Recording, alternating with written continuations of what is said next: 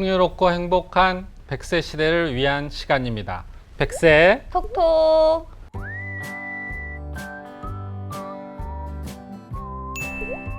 저 같은 경우에는 네. 저희 아버님이 한 87세 됐는데 매일 추어탕도 드시지 곰탕도 드시지 거기다가 장어까지 드시는데 어머. 자기가 못 먹는다고 계속 주장을 하고 있어요. 그래서 이게 뭐 이렇게 먹는 식탐이 많으시나 생각했는데 식품 이야기를 듣고 먹는 게 그렇게 중요하구나 이렇게 생각을 해서 타박을 앞으로 안 하기로 했습니다. 또 큰 깨달음을 이제 효도에 한 발짝 이제 다가가신 것 같은데 저 같은 경우는 근데 아직까지는 저희 부모님도 연세가 그리 많지 않으시고 뭔가 경험을 하기 전에 예방 단계에서 조금 진짜 치아 관리를 정말 제대로 해야겠다. 그래서 네. 나도 나이가 들어서는 이제 많은 음식들을 이제 먹을 수 있도록 좀 지금부터 관리를 해야겠다 이런 생각이 들더라고요. 네.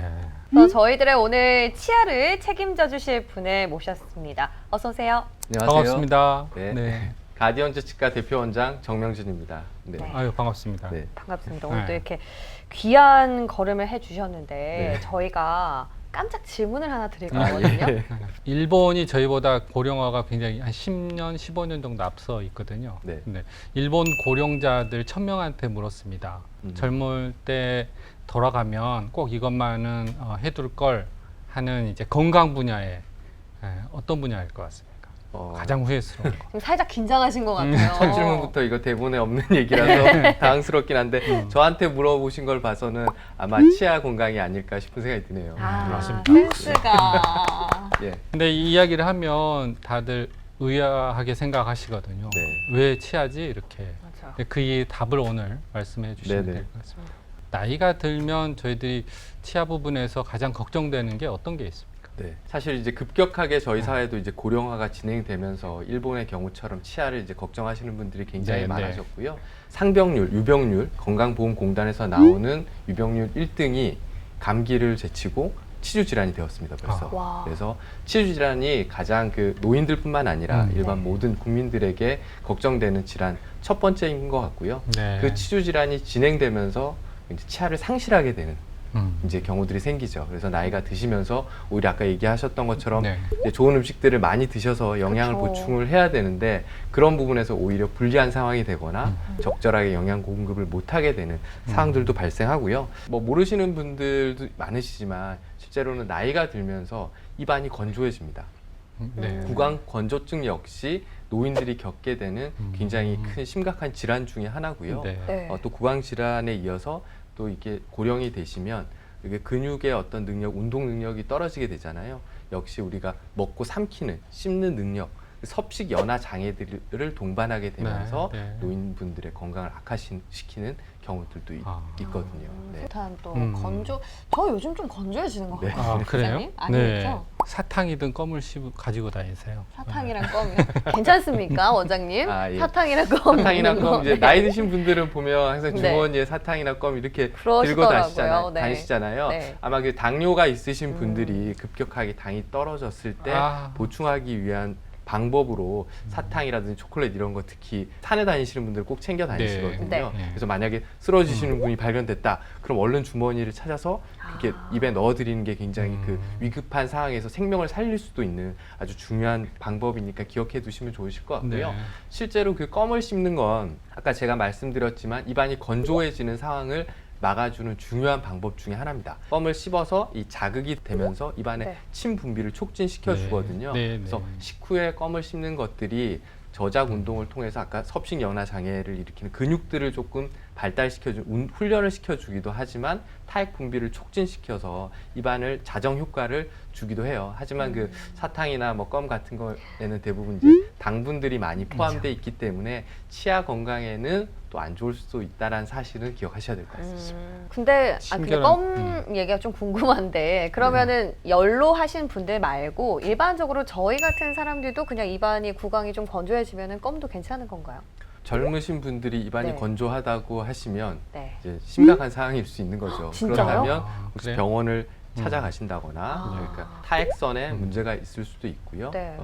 젊은 분들이 침에 분비계가 원활하지 않다라고 하면 다른 뭐 전신 질환이라든지 아니면 본인이 복용하고 있는 약에 어떤 문제가 있을 수 있으니까 그건 꼭 확인하시는 게 좋을 것 같아요. 저 급 진단을 지금 받은 것 같아서 원장님 예약 가능한가요? 예, 그럼요.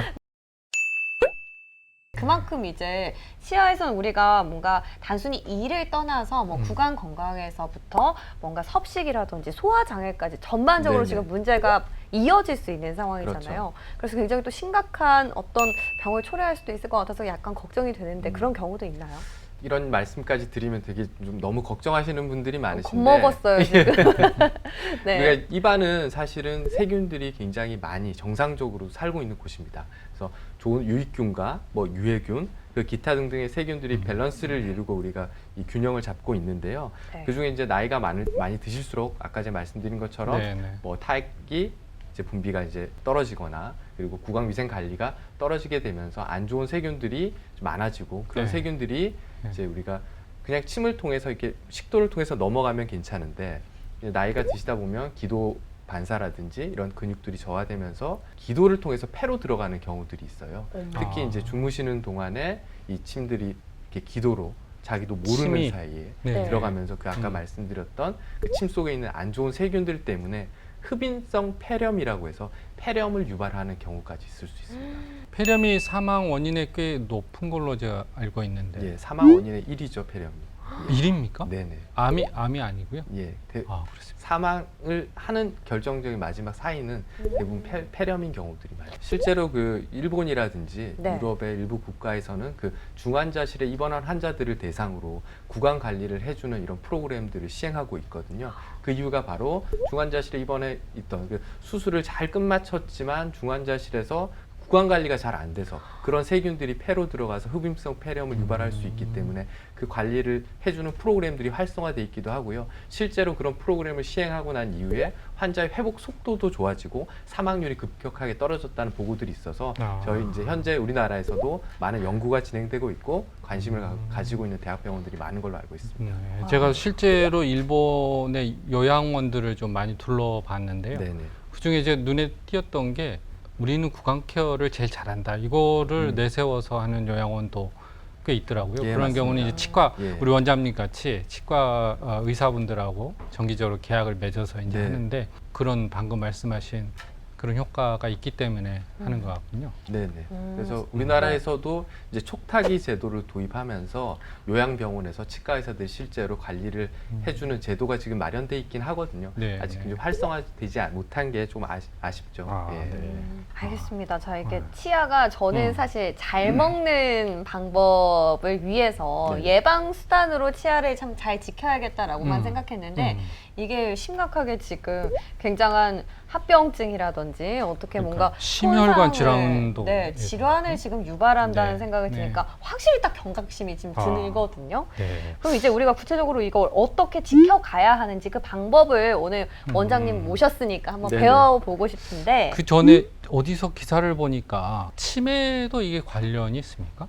네, 실제로 그 치매의 네. 원인 중에 하나는 뇌에 염증이 생기는 거거든요. 우리가 입안에 있는 세균들이 아까 기도를 통해서 폐로 넘어갈 수도 있지만 네. 우리 입안은 조금만 관리가 잘못되면 양치할 때 피가 나거나 이렇게 맞아요. 그쵸. 되잖아요. 네. 실제로 저희들 이제 표현으로는 열려 있는 혈관이다 입안은 이런 얘기를 하거든요. 그럼 그 세균들이 피가 나는 혈관을 통해서 세균들이 역으로 우리 몸 안으로 침투할 수 있는 거죠. 예. 그렇기 때문에 이제 나이 드신 분들은 치매 그리고 심혈관 질환도 일으킬 수 있고요. 노인의 경우는 해당되지 않겠지만 이제 임산부들의 경우에는 조산을 야기시키는 이유가 되기도 합니다.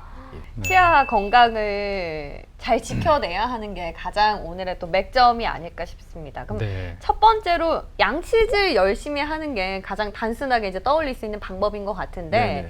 어렵더라고요, 생각보다. 예, 어렵습니다. 대부분 생각보다 어려워요. 양치질을 사실 생각해 보시면 네. 제대로 배워본 적이 있는지 생각해 보시면 없으실 거예요. 되게 어릴 때 이제 치과 충치 치료 받으면서 네네. 가서 원장 선생님이 맨날 이렇게 아래 위로 이렇게 모를 세워가지고 하라고 하는데 그냥 뭐 예, 위아래로 닦아야 되고 네. 뭐 혀도 닦아야 되고 잇몸도 네, 닦아야 네, 된다 네. 정도만 이제 사실은 그쵸. 배우셨지 네. 네. 구체적인 방법이라든지 어떻게 닦아야 되는지를 제대로 알고 계신 분들이 사실은 별로 없어요.